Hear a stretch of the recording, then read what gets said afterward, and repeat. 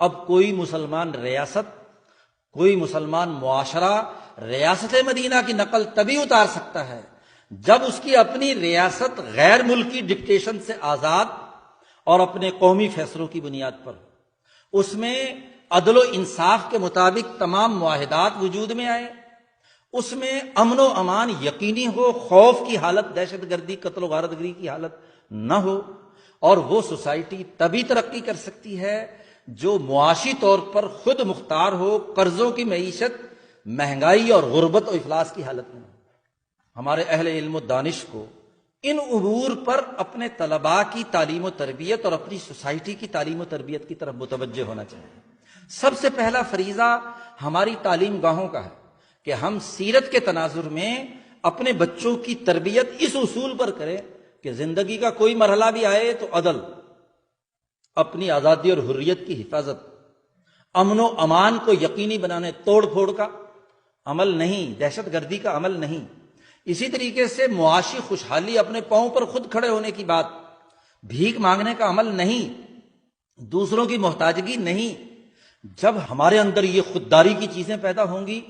تو اپنی اجتماعیت کو بھی ان اصولوں پر قائم کرنے کی اپنے تئیں جدوجہد، تعلیم سے فارغ ہونے کے بعد ہمارے پاس بڑا عملی میدان ہے، تو وہاں ہمیں اپنی پوری ریاست، اپنی پوری اجتماعیت کو ان خطوط پر تشکیل دینے کے لیے عملی جدوجہد کے اقدامات بھی ضرور کرنا ہے۔ لیکن طالب علمی کے زمانے میں کم از کم بنیادی کانسیپٹ تو کلیئر ہو۔ عجیب بات ہے، یہاں ہم عدل کی بات سن کر جاتے ہیں،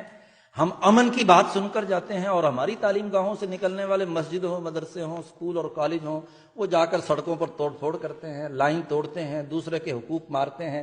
سیرت پر تقریریں بھی کریں گے، سیرت پر گفتگو بھی سنیں گے، لیکن سیرت کی باتوں کو نظر انداز کر کے ہمارا عملی رویہ باہر جانے کے بعد ایک بد امن شہری، ایک بھوک و افلاس کی حالت میں دوسروں کے سامنے ذلت کے ساتھ مانگنے کا عمل،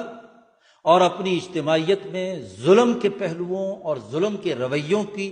وہاں موجودگی، اور اپنی آزادی اور حریت کی حفاظت تو کیا کرنی۔ تو یہ تمام امور یہ سیرت سے متصادم ہیں۔ آج ہمارے طالب علموں کی ذمہ داری ہے کہ ایک تو نبی اکرم صلی اللہ علیہ وسلم کی سیرت کا مطالعہ اجتماعیت کے نقطہ نظر سے کریں،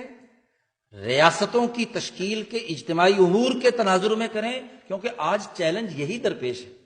یورپ اسی تناظر میں ہم سے بات چیت اور گفتگو کرتا ہے یا اپنی ریاستوں کو نمونے کے طور پر پیش کرتا ہے۔ ہمارے پاس ان سے جب اعلیٰ نمونہ موجود ہے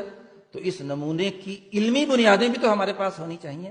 صرف عقیدت سے دنیا میں کوئی نتیجہ نہیں نکلتا۔ قرآن نے کہہ دیا نہ تو تمہاری تمناؤں کا اعتبار ہے اور نہ تمہارے اہل کتاب کی تمناؤں کا اعتبار ہے۔ خواہشات اور آرزوؤں کے دائرے سے نکل کر